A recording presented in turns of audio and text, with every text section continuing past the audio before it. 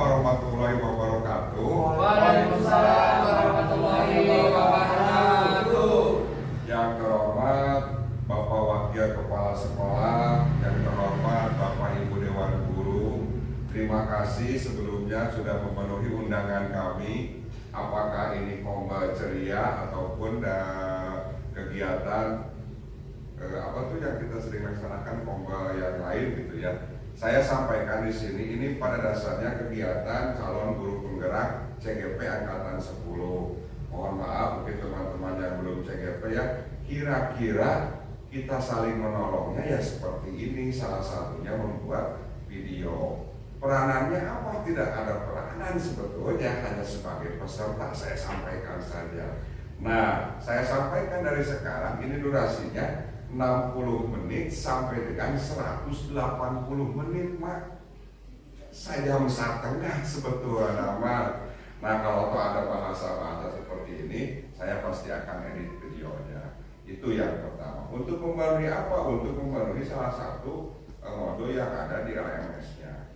Karena memang harus diupload atau via YouTube atau kalau sekarang itu PMM bukti karya. Nah, adapun Bapak Ibu yang ingin kami sampaikan, kira-kira pokok bahasanya meskipun hanya sekilas ya sebentar-sebentar, kira-kira inilah yang sudah kami tempuh modul 1.1 sampai dengan modul 1.4, refleksi filosofi pendidikan Ki Hajar Dewantara, nilai-nilai peranan guru penggerak, visi guru penggerak serta budaya positif. Sebetulnya titik poinnya ini modul 1.4 budaya positif. Saya yakin di sekolah kita masih ada satu pemahaman bagaimana menerapkan budaya positif di sekolah ini.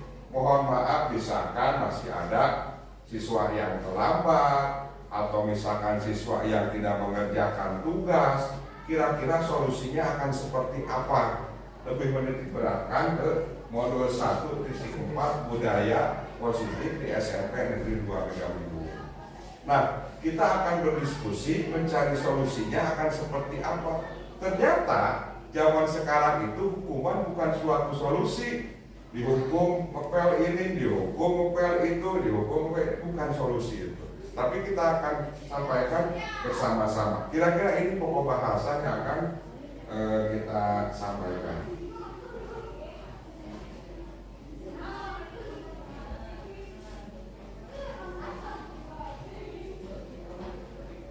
Ya, saya sendiri bukan.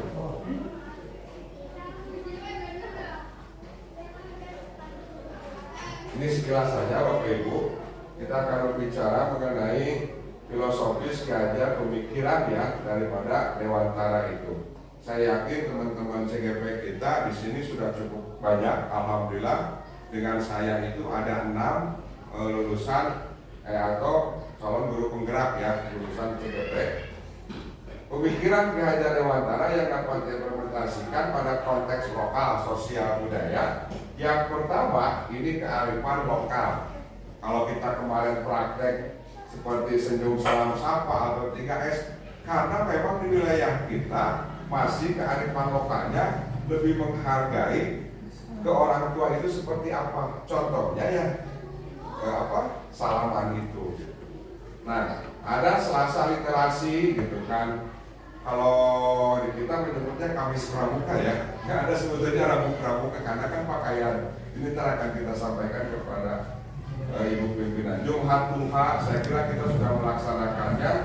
Ada kita juga gurunya Jumat, OWJW ya, one week, OWOJ, mohon maaf saya salah, one week, one June, wisata religi atau ziarah, cucurah, mau Jambi, bisa lihat. Rambu Kasar masih ada di sekolah kita. Ada setiap tahunnya ulama Habib Thohir Gunani ya. Arca Domas, saya kira di atas, perpisahan kelas 9 atau acara resmi. Nah, ini yang kami rangkum berbicara mengenai kearifan lokal kita. Kenapa ini sampai terjadi? Kalau kita berbicara keseluruhan Kecamatan Megamendung, ternyata kalau di wilayah kita, mohon maaf, udah masih banyak pesantren-pesantren asal api. Mohon maaf kalau kita menyebutnya kobong nih Pak Henry ya. Saya yakin Pak Henry guru agama juga, guru ngaji gitu kan ada. Masih banyak itu. Nah, bagaimana kita membagi waktunya si anak ini, tapi si sekolahnya juga jangan sampai terlambat. Yang keduanya ada partisipasi komunitas. Jadi menurut Kajian Dewantara, pendidikan bukan hanya tanggung jawab sekolah, melibatkan seluruh komunitas. Jadi mendorong keterlibatan orang tua, tokoh masyarakat, lembaga adat, pendidikan. Saya yakin di lingkungan sekolah kita orang tuanya cukup berperan sekali. Terbukti setiap kegiatan perpisahan dengan melibatkan orang tua. Kemarin kita praktik yang namanya proyek P5 gitu kan ya. Nah itu ada keterlibatannya orang tua juga. Alhamdulillah acaranya kemarin itu sangat-sangat sukses. Partisipasi komunitas. Yang selanjutnya pendidikan inklusif. Jadi harus mencakup semua lapisan masyarakat tanpa memandang perbedaan sosial, budaya ataupun ekonomi. Saya kira perintah Ibu Pimpinan langsung jelas. Tidak ada yang namanya membeda-bedakan apakah itu sosialnya, budaya ataupun ekonomi. Kalau seandainya masuk ke SMP 2 ya masuk. Kalau seandainya tidak diterima ya tidak diterima. Ibaratnya seperti itu. Nah ini yang keempat, pengembangan karakter. Sekarang itu pentingnya pendidikan karakter yang mencakup nilai-nilai moral, etika, dan kepribadian yang baik. Nah ini sekilas mengenai pemikiran atau pandangan Ki Hajar Dewantara. Mohon maaf, satu lagi, pendidikan berbasis pengalaman. Ada advokasi pendidikan yang berpusat pada pengalaman nyata, konteks kehidupan sehari-hari. Betul, jadi lebih bukan teacher center tapi student center, yaitu beralih ya. Kita ini kalau berbicara panjang lebar bukan zamannya lagi gitu, tapi lebih mengaktifkan kepada si anak ini lebih terlibat. Nah di sini ada nilai-nilai luhur kearifan budaya daerah asal yang menjadi penguatan karakter murid. Yang pertama, integritas nilai budaya lokal dalam kurikulum. Alhamdulillah di sekolah kita itu untuk kurikulum merdeka itu sudah masuk ke tingkat kelas 7 ya. Nah kegiatannya pada dasarnya sudah dilaksanakan di sekolah kita seperti yang di awal saya sampaikan, ada 5S sampai dengan pengajian untuk siswa dan guru-guru juga. Yang keduanya, penggunaan bahasa daerah. Di Kabupaten Bogor saya kira sudah dilaksanakan, ada yang disebut dengan Rabu Nyunda ya, sampai dengan pakaiannya pun ada. Laki-laki itu pakaian pangsi dan ibu-ibunya apa? Kebaya namanya ya Pak Haji gitu. Dan bahasanya bahasa Sunda, kira-kira seperti itu Pak Leo. Pengalaman berbasis lokal. Jadi gini Bapak Ibu, lebih ke pada kalau seandainya kita di wilayah Megabendung, sekarang itu kan diatur katanya ya, kalau mau wisata gitu, lebih ke wilayah sekitarnya. Kalau saya lebih mencontohkan ke Arsana Mas gitu. Jadi ya kemana Bu? Itu majelis yang tadi itu kan. Oh, Victoria Mall gitu ya. Kan jalannya ke makam. Oh, jalannya ke makam. Kalau Muhammad setahun sekali ya. Ya itu kira-kira jaraknya. Jadi ke tempat-tempat yang memang dekat dengan lingkungan sekolahnya itu sendiri. Nah, bagaimana kita sebagai guru membangun karakternya itu sendiri. Ada yang keempat, proyek karya nyata dalam komunitas. Misalkan proyek lingkungan untuk membersihkan sungai, proyek sosial, membantu masyarakat. Alhamdulillah, setiap tahun juga kita melaksanakan kurban dan tentunya masyarakat sekitar yang kita bagikan. Dan juga setiap awal sekolah atau awal tahun itu ada yang proyek yang namanya sekolah berbagi itu. Masyarakat yang tidak mampu kita sudah melaksanakannya. Saya kira itu sedikit mengenai pemikiran Ki Hajar Dewantara. Pada dasarnya pendekatan yang berbasis budaya dan nilai-nilai kearifan lokal. Selamat datang Pak Ustadz. Atur nuhun sudah menyempatkan waktunya.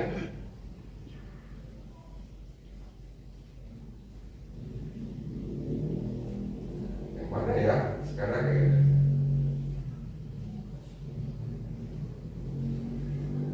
Bapak Ibu mau disimak dulu ya, saya mau minum dulu.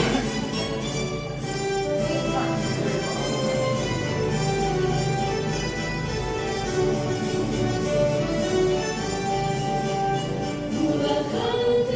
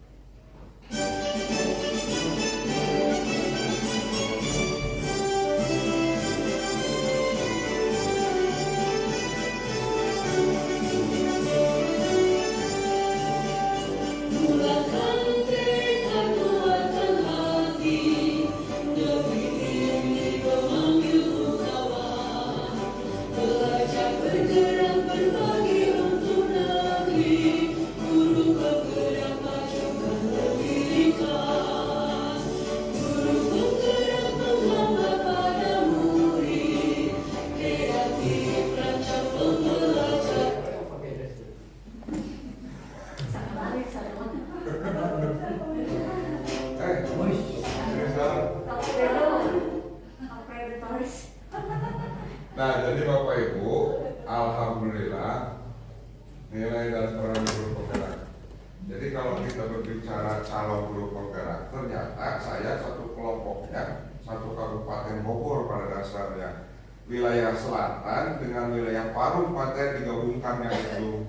Jadi ada guru SD Megamendung 4, ada guru SMP 2 Megamendung, ada SMA Caringin, Bunuh itu gurunya anaknya Bunuh, dan tentunya SMA yang menurut saya yang bagus itu Dwi apa itu yang sekolah Dwi Dharma ya, yang Dwi Warna yang cukup ya kalau menurut saya baguslah gitu ya sekolah swasta.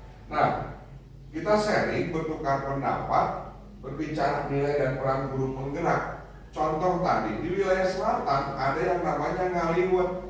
Ternyata Bunda ya, mohon maaf, saya sampaikan ke guru paru wilayah sana itu ternyata artinya ngaliwet.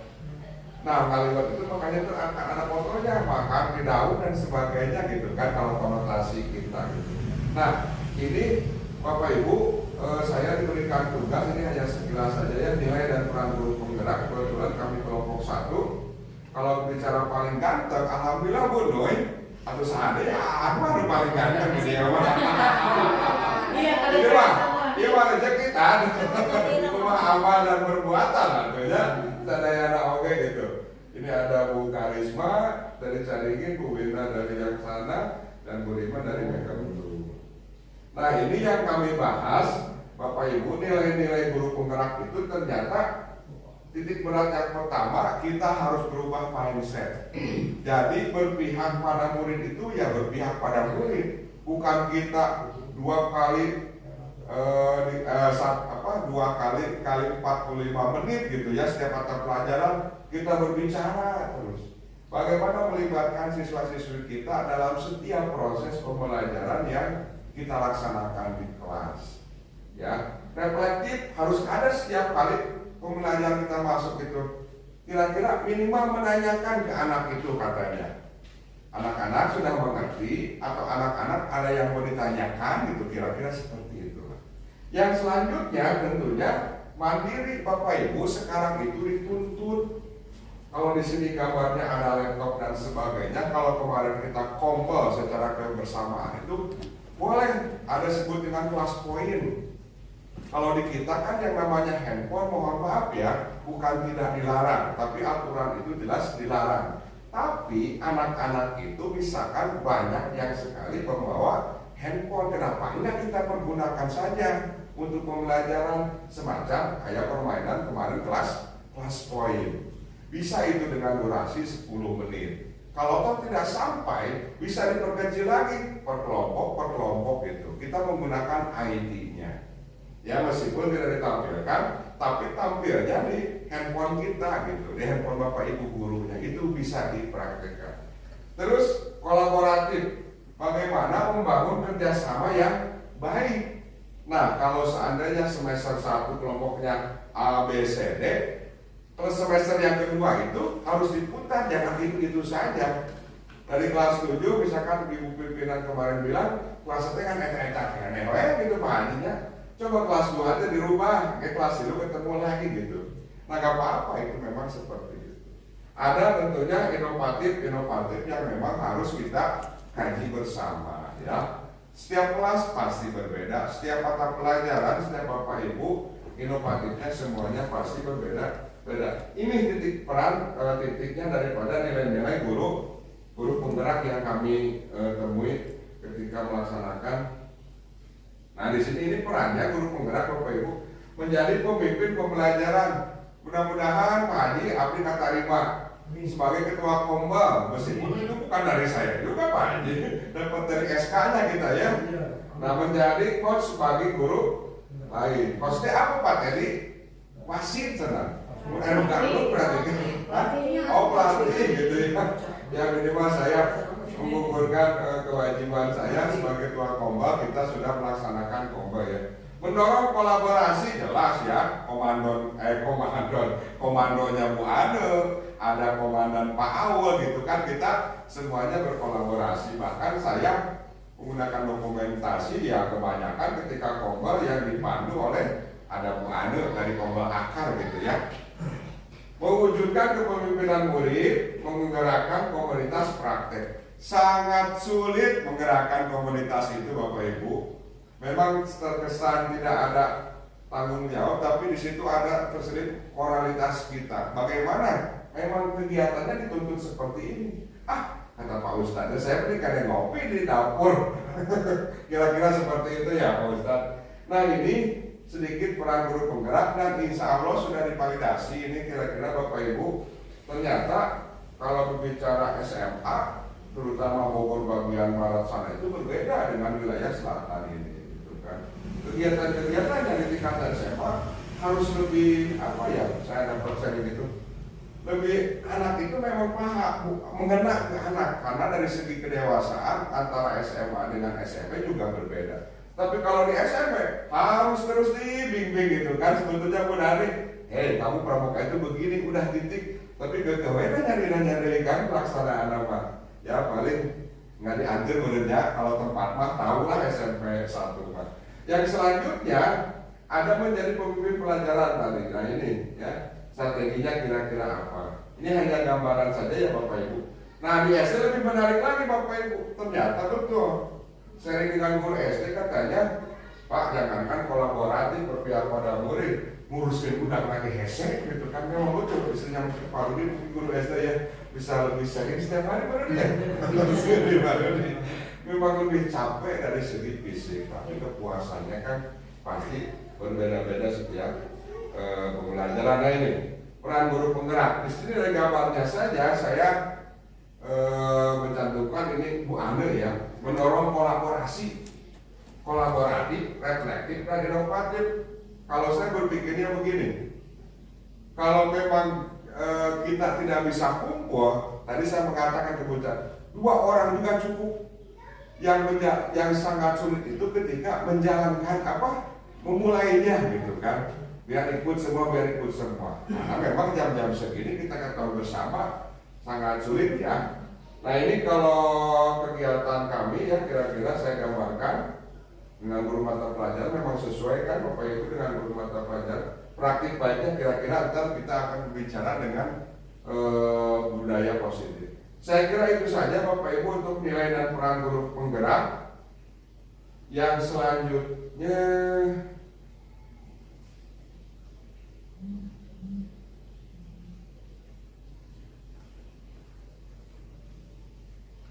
visi guru penggerak, ini sedikit saja ya. Sebetulnya kemarin yang sudah ditanyakan sama PP gitu ya. Alhamdulillah kemarin ada kunjungan. Jadi kalau kami membuat visi kira-kira terwujudnya peserta didik berjiwa entrepreneurship, unggul, religius, dan berbudi pekerti berdasarkan, berlandaskan pada profil pelajar Pancasila.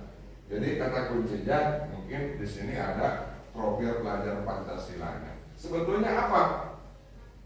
Kalau di sini kan yang pertama profil pelajar Pancasila ada yang ketuhanan yang Maha Esa itu pasti nomor 1 ya. Kenapa di sini religius dimasukkan lagi? Ini gitu ya. Yang selanjutnya entrepreneurship. Kenapa di sini disebut unggul lagi? Ada spesifik daripada siswa-siswi itu sendiri. Ya mudah-mudahan kalau kita berjiwa entrepreneurship-nya itu bisa menempatkan di mana dia sedang ada kegiatan gitu kan. Tidak bisa kalau di sekolah kalau jiwa entrepreneurship-nya misalkan tidak muncul. Bagaimana membangun kemandirian daripada siswa-siswi itu sendiri. Kalau tingkatan anak SMP ya sekelas tingkatan anak SMP. Jangan terlalu aktif juga ada kegiatan tingkatan anak SMA atau kegiatan yang di luar-luarnya. Lebih unggul ya boleh dibilang akademisi dan non-akademisi itu silakan. Religius ini tadi kalau setiap hari kita sholat zuhur dan berjamaah, saya yakin kalau kita sudah religius ya sampai dengan asar. Berbudi pekerti, yaitu balik lagi kepada bapak ibu masing-masing yang berhubungan langsung dengan siswa-siswinya. Nah ini kira-kira yang saya gambarkan mengenai visi dan misi. Prakarsa perubahannya, pengembangan pembelajaran yang dapat meningkatkan kreativitas serta inovasi peserta didik. Setiap tahun kita memiliki tantangan yang berbeda. Bagaimana kita meningkatkan kreativitas kita dan tentunya anak didik kita serta inovasi peserta didiknya. Ini pasti perubahan tantangannya setiap tahun. Dasarnya dari mana visi guru penggerak itu?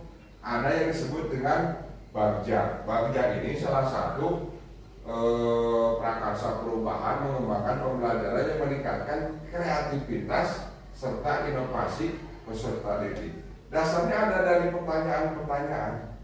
Kenapa anak ini seperti ini? Kenapa anak ini seperti ini? Kenapa anak ini misalkan belum mencapai KKM dan sebagainya? Itu dari akumulasi kesemuanya. Insya Allah ini akan desain terutama buat pembaca yang bisa dibaca-baca. Kira-kira ini sedikit saja mengenai visi guru penggerak. Nah Bapak Ibu, kalau ini apa ya?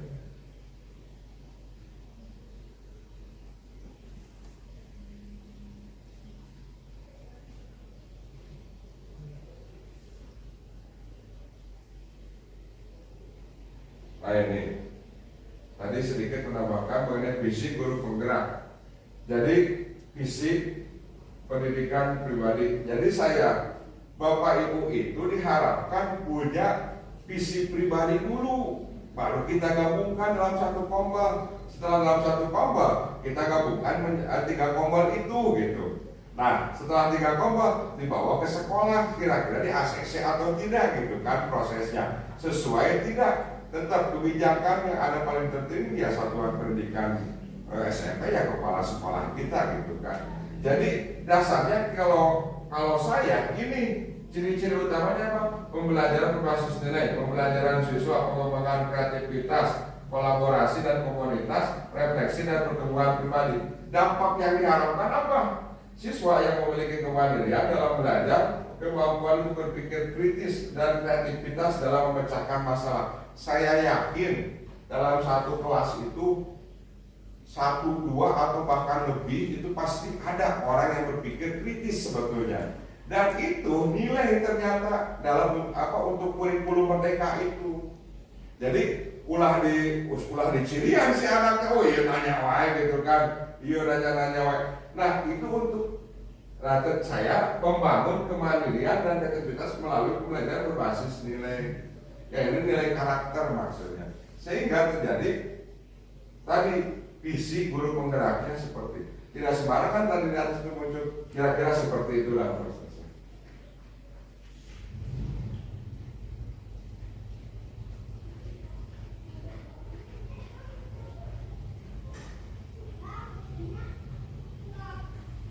Bapak Ibu bisa dilihat dulu ya.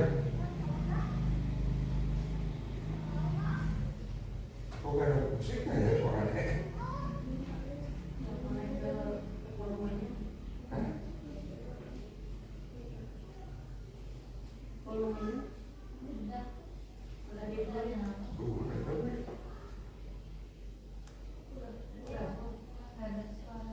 Emang gak ada suaranya ya?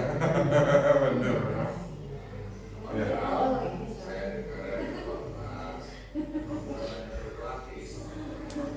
bagaimana suasana kamu? Kenapa kamu berbagi suasana kamu? Ini kok saksa iya aja.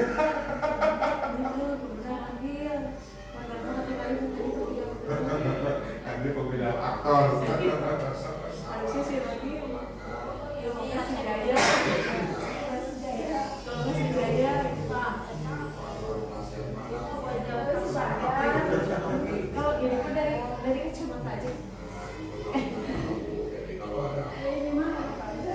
Saya perasaan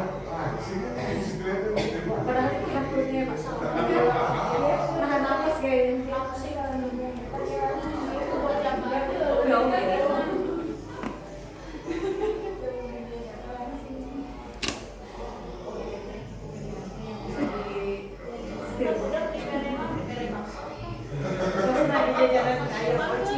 diancam dia mah.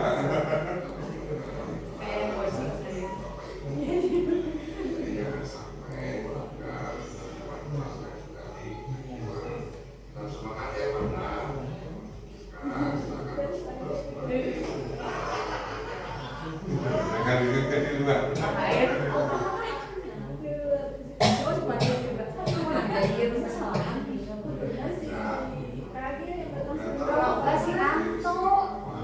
Tinggal ya tuh ya, kalau dia itu suka banyak. Kenapa kamu sering datang ke sekolah? Ngapain aja kalau kamu begadang? Kamu begadang sekarang kamu. Terus bagaimana?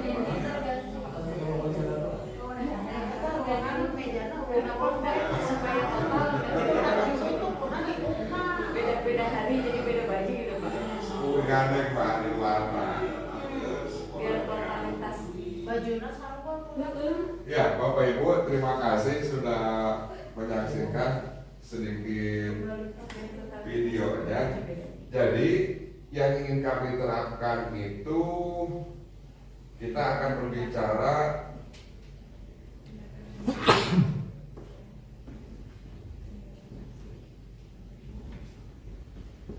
segitiga restitusi. Jadi, wah ini harusnya ada ininya dulu ya. Nah, kalau kita melihat tayangan tadi, kita akan stop saja. Demonstrasi kontekstual, kalahkan jalan. Demonstrasi kontekstual, kita akan berbicara penerapan segitiga restitusi budaya positif di sekolah kita. Bapak Ibu mohon maaf, saya bukan menggurui, kita hanya sharing saja. Ternyata dari cara pemanggilan anak pun ada tata caranya gitu. Ketika anak salah dan sebagainya. Nah ini saya membuktikan dengan menggunakan penerapan segitiga restitusi. Jadi ada beberapa langkah, ternyata ada 3 tindakan yang memang harus kita laksanakan. Yang pertama, validasi tindakan yang salah. Mohon maaf. Yang pertama ini menstabilkan identitas. Jadi yang pertama menstabilkan identitas. Bener gak? Si Eta di kita. Si Eta nu kabur teh mah. Tapi saha si Eta teh ngaranna 8A itu kan banyak. Kelasnya namanya apa? Siapa sih? Si Ragil itu kan Ragil Muhammad Ragil, ada Ragil Hidayat, si Ragil mana? Kadang-kadang kita dari proses di situ aja sudah banyak perdebatan, Haji. Ngaran Bapak, ada aja gitu, ada kasih eta. Kalau di kita kan biasanya begitu, menstabilkan identitas. Makanya menyebutkan minimal namanya katanya Bapak Ibu. Yang selanjutnya validasi tindakan yang salah itu. Dia itu melakukan kesalahan apa? adik kayak Padla misalkan kesiangan, mohon maaf berkelahi di kelas. Kayak Panca sering kesiangan, kayak Ragil sering kesiangan gitu kan. Kira-kira itu. Nah, menanyakan keyakinan biar dia yang mengungkapkan, iya Pak mohon maaf saya sudah melanggar peraturan kelasnya. Bukan kita sebetulnya yang memberi tahu. Karena kan setiap awal pelajaran kita suka ada tuh peraturan kelas. Kalau terlambat begini, jangan terlambat begini, kalau ada guru begini. Ada satu lagi keyakinan kelas lebih ke bersifat, lebih ke keyakinan intrinsik daripada dirinya sendiri itu di kelas itu supaya sadar kalau peraturan kelas kan lebih kepada teknisnya. Teknis lebih kepada jam dari pagi sampai siang. Masuk jam 7.30 itu mah udah jelas, jangankan peraturan kelas, tapi peraturan sekolah juga gitu kan. Kalau keyakinan kelas, kalau seandainya kita belajar dengan sungguh-sungguh lebih ke arah motivasi, kita akan peringkat pertama misalkan, atau 10 besar, atau misalkan 15, terus diuraikan itu keyakinan kelas. Nah, itu tahapan segitiga restitusi. Sehingga tadi ada contohnya.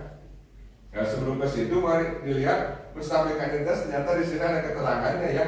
Saya bukanya ini ntar akan di-share saja dari Mustabik identitas, validitas tindakan yang salah dan menanyakan keyakinan kelas. Nah, Bapak Ibu, titik poin pertemuan Kombel kita hari ini adalah ini, bagaimana budaya positif diterapkan di sekolah. Kalau begitu tahapannya bagaimana? Izinkan saya berbagi Bapak Ibu lagi buah ya.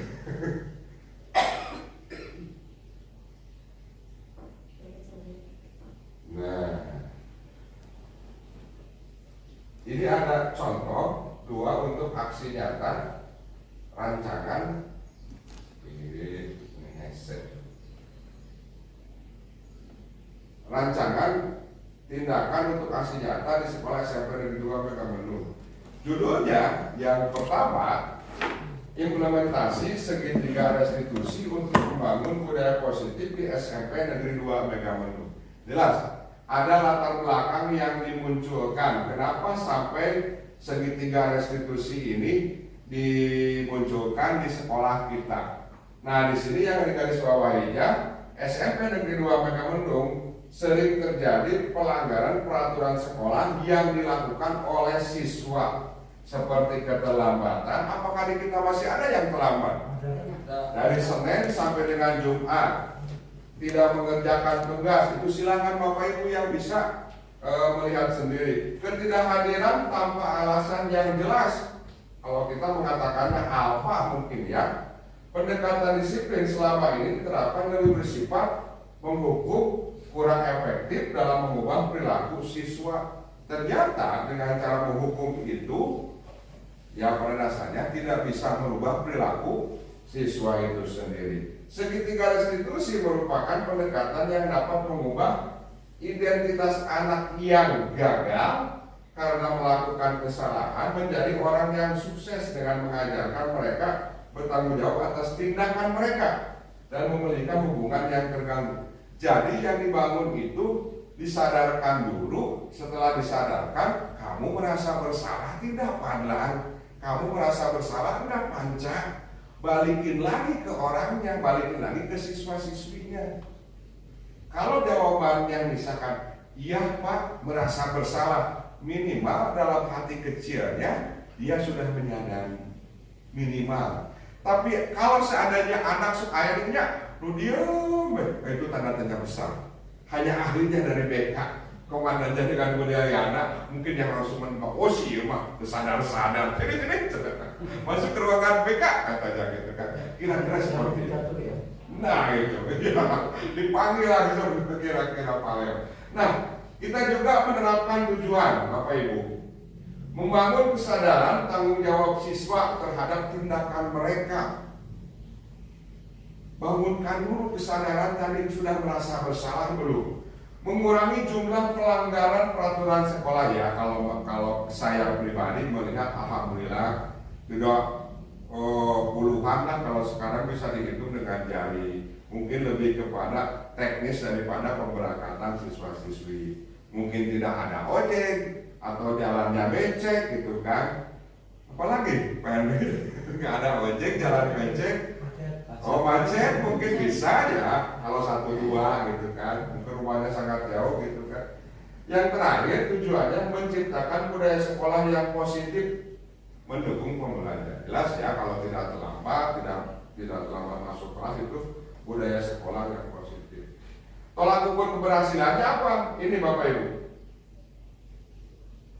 Penurunan jumlah pelanggaran peraturan sekolah.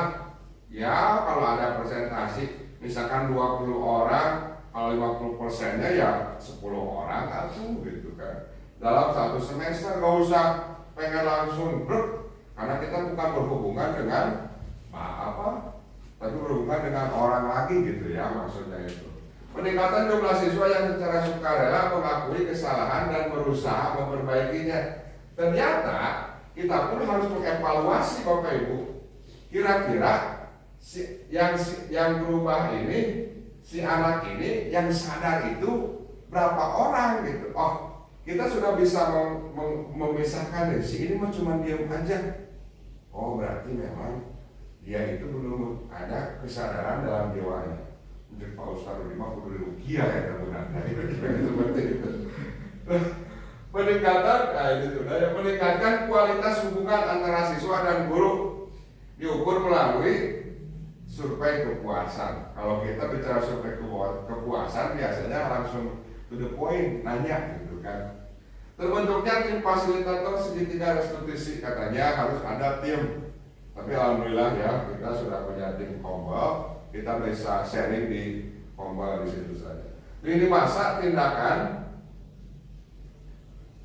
Jadi ini semacam rentang waktunya gitu ya. Minggu ke-1 dan ke-2 ya kita persiapan dan perencanaan, tentunya pembentukan tim pelaksanaan program guru. Di sini bisa BK, perwakilan dari siswa itu sendiri gitu kan.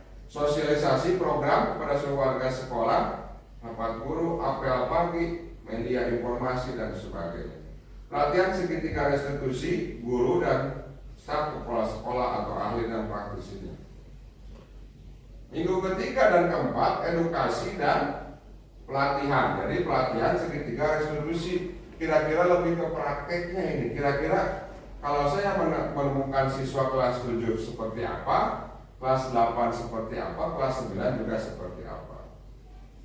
Yang selanjutnya minggu ke-5 dan ke-12 penerapan segitiga restitusi pada kasus-kasus pelanggaran yang terjadi di sekolah. Jadi kalau ya mungkin kategorinya kasus sedang atau si anak ini misalkan dari 1 sampai 10 itu rentannya, oh si A itu sering terlambat setiap hari dari hari pertama sampai ke hari 10.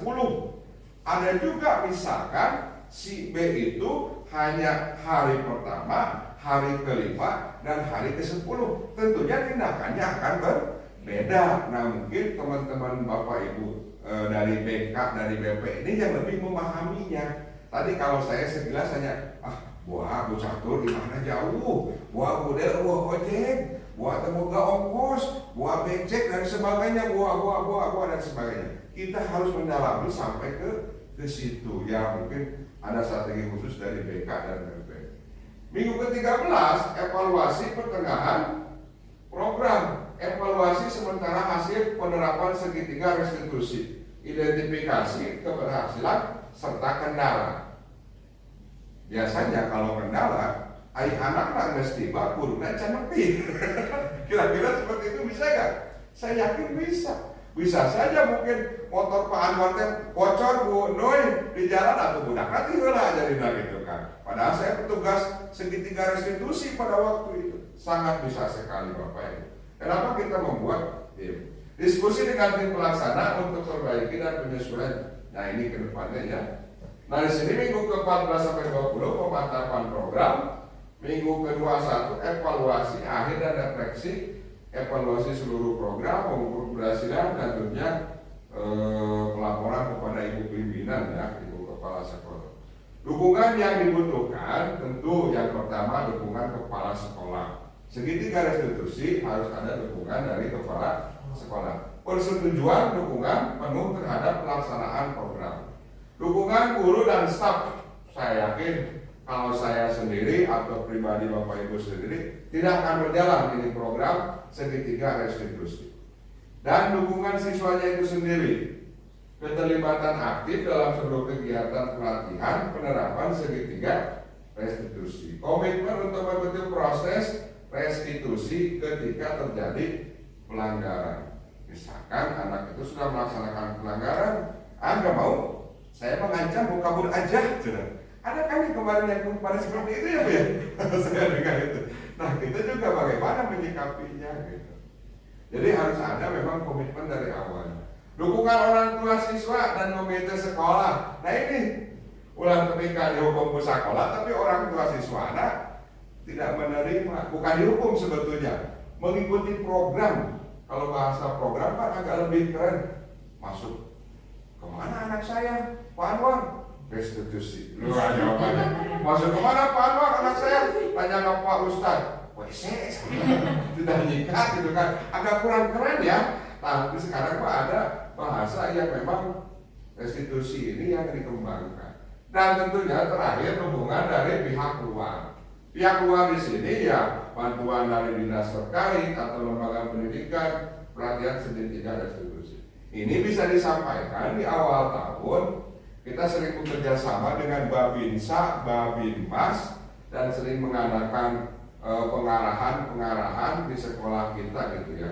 Kolaborasi dengan praktisi atau ahli yang berpengalaman dalam segitiga restitusi. Sekolah bisa mendatangkan kira-kira pakarnya siapa gitu dari dinas pendidikan. Nah ini contoh atau langkah-langkah penerapan segitiga restitusi.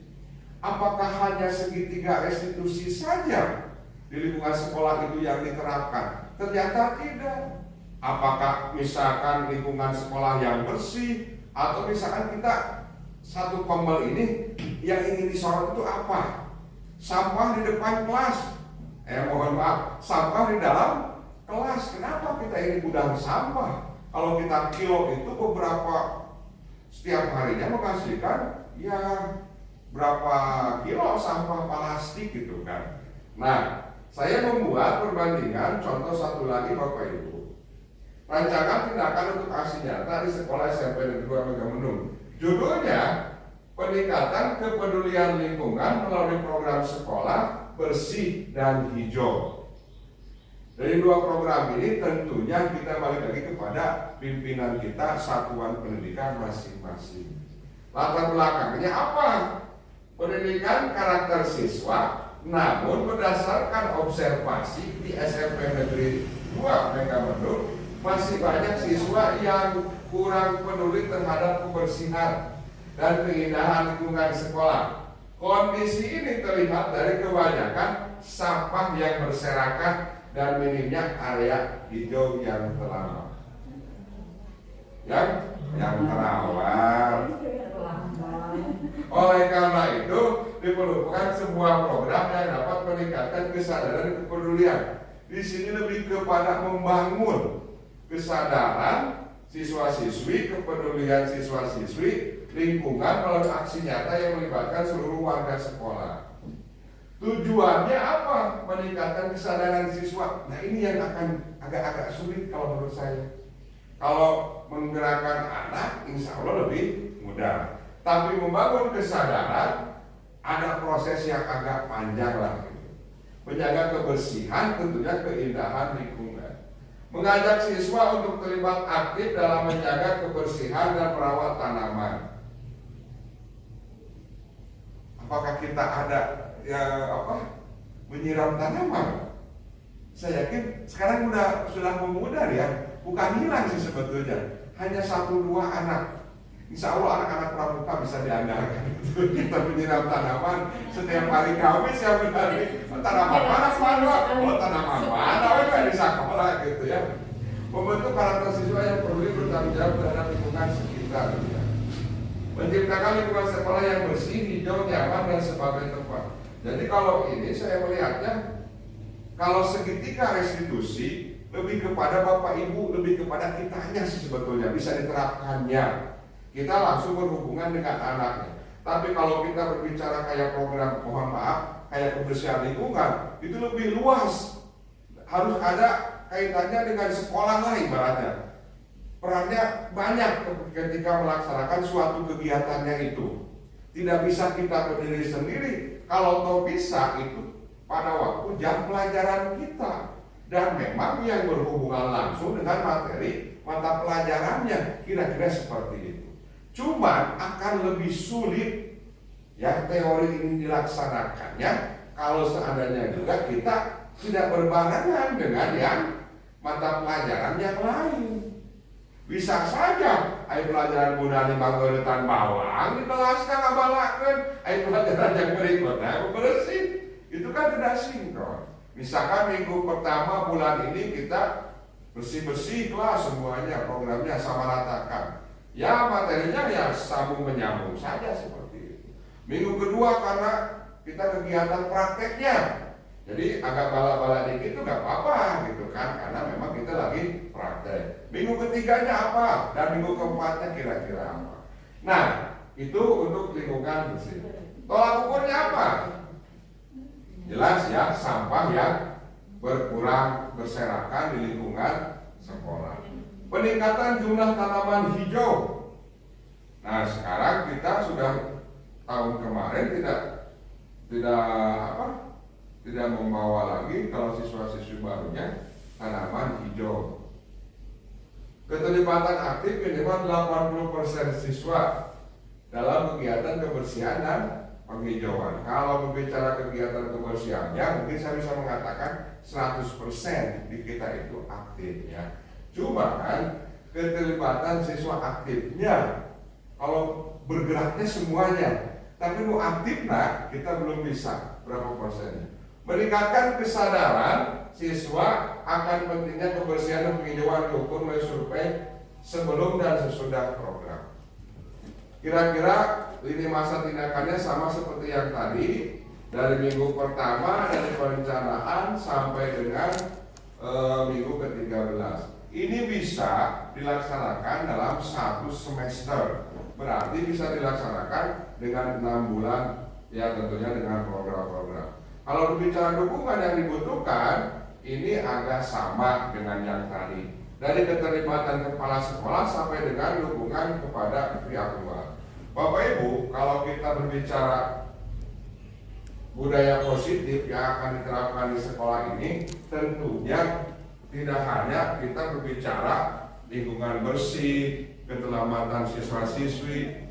Tiap hari kita ada salaman, saya sependapat dengan pimpinan kita, dengan Bapak Ibu, itu saja sudah menunjukkan budaya positif bagaimana anak ini menghormati daripada gurunya atau orang tua yang ada di sekolah. Nah, kita tinggal bagaimana menghormati sesama siswa-siswinya mereka tanamkan. Nah, Bapak Ibu sekali lagi terima kasih saya ucapkan dan mohon maaf sebesar-besarnya apabila ada kata-kata yang memang kurang berkenan di hati Bapak Ibu melalui ucapan saya. Nah Bapak Ibu ada waktu sekitar 5 menit lagi karena memang durasinya juga harus 60 menit. Mudah-mudahan ada pertanyaan sebelum kita doa. Maka Pak Leo, alhamdulillah. Iya. Ya silakan. Oke, Pak Ahmad, kembali ke segitiga bermuda tadi. Ini ya. Tadi udah dipaparkan secara manis dan gamblang bahwa penggunaan metode itu kalaupun tidak berhasil ya boleh menggunakan metode lain ya. Tapi kita tidak bicara metode lain dan kita fokus pada segitiga restitusi itu. Jadi kalau misalnya ada 5 siswa dalam satu kelas, misalkan ketidakhadirannya tadi katakanlah oke banyak sekali ya. Misalkan ada 5 orang nih, ada 5 orang. Ternyata dari 5 orang ini yang berhasil kita terapkan metode itu hanya 3 orang. Berarti kan sisanya 2 orang. Nah, apakah yang dua orang ini kembali kita terapkan segitiga restitusi dari awal atau ada cara lain tapi tetap mengacu kepada segitiga itu? Kasih tepuk tangan dulu Bapak Ibu, pertanyaan yang cukup luar biasa ya. Bagus Pak Leo, terima kasih atas pertanyaannya. Kalau seandainya kita punya 5 murid yang bermasalah, tahu-tahu yang 3 berhasil nih, kita sadarkan. Yang 2-nya bagaimana? Apakah kita tinggalkan saja? Atau bahasanya tadi kita rupiah saja? Atau kita panggil ke lorong kamar mandi Pak Ustaz? Kira-kira bagaimana? Tentunya penerapan tahapan segitiga restitusi yang pertama di sini ada tahapannya BK atau BP, lebih mendekati ke anak. Yang kedua, kalau bahasa di kita itu ajak dulu curhat. Pasti ada dari komponen ini yang memang belum berhasil. Apakah menstabilkan identitasnya, validasi tindakan yang salah, menanyakan keyakinan. Saya yakin si anak itu belum cerita semuanya. Apakah nama ibu bapaknya, kadang-kala mereka menyembunyikan identitas. Dari segi alamatnya, misalkan untuk menstabilkan identitasnya. Oh, saya mau Pasir Buncang Pak. Iya, Pasir Buncang mana? Kadang-kala, Pak Kaler. Kalernya di mana? Sampai kita detailkan. Nah, kalau seandainya dia sudah jujur 100%, baru Pak. Ada kalanya memang anak itu secara ini gamblang lebih jujur gitu kan. Tahu-tahu kita berdua lebih jujur. Ada kalanya di depan semua siswa itu tidak jujur gitu kan, diam si anak itu. Atau validasi tindakannya yang kita tanyakan memang salah. Jadi mohon maaf Pak Leo, jawabannya balik lagi ke sini semua. Nah, ini validasi yang kita tanyakan kepada siswa-siswi itu sendiri. Yang lebih tahu ini semacam, makanya saya tempat syutingnya itu di BK ya, kemudian kira-kira lebih ada kesan kayak pemanggilan anak gitu kan. Nah, itu private-nya itu. Sebetulnya tempat bisa di mana saja, di bawah pohon juga kita berbicara banyak anak. Mohon maaf di masjid juga mungkin setelah beres sholat di selasarnya masjid itu juga bisa. Bagaimana keyakinan si siswa itu sendiri? Sudah sadar belum? Jadi kita lebih memperdalam daripada tahapan segitiga restitusi ini Pak jawabannya. Jadi menggali ke anak itu bagaimana tingkat keyakinan si anak itu mengungkapkannya. Kira-kira kalau jawaban saya seperti itu. Mungkin ada jawaban yang bisa membantu teman-teman yang lain. Silakan Pak Ustadz, silakan mungkin Pak Ustadz. Pak Ustadz ini senyum-senyum saja yang saya lihat. Jadi kalau misalkan home visit itu hanya sekedar instrumen pemanggilan aja ya. Iya. Tapi pada dasarnya instrumen pertanyaan tetap mengacu kepada segitiga ini ya. Terima kasih. Iya. Iya. Boleh tepuk tangan dulu buat kalian. Alhamdulillah. Jadi kalau instrumen untuk home visit atau kita memanggil orang tua itu rangkaian prosesnya, Pak. Rangkaian proses dari awal. Kenapa si anak ini misalkan jarang sekolah atau kita menyebutnya apa kita keterangan atau di kita suka ada sakit gitu Pak. Apakah benar ketika kita menanyakan kamu menulis surat sakit bohong ya gitu kan? Nah kira-kira seperti itu. Jadi balik lagi jadi prosesnya banyak Pak. Pemanggilan, home visit gitu kan, sampai dengan ngobrol dengan orang tua itu. Ada pihak yang ketiga. Kira-kira jawabannya seperti itu Pak. Oke, satu lagi. Boleh. Terus validasinya ini maksudnya berjenjang ya. Kan sekali tidak berhasil, 2 kali. Ada nggak pembatasan berkali-kalinya sampai berapa kali gitu? Pembatasan, ya. Terima kasih Pak Leo. Tahapan segitiga restitusi berdasarkan teori Pak, pembatasannya tidak ada. Ya, saya pun alhamdulillah sebetulnya tadi kan hanya kebutuhan rekaman video saja, bukan anak yang bermasalah ya kalau saya mulai jujur di sini. Cuman kira-kira tahapannya seperti itu. Tidak ada batasan. Kadang-kala setelah menstabilkan identitas prakteknya di lapangan, Padahal sudah tahu dipanggil ke sini kenapa?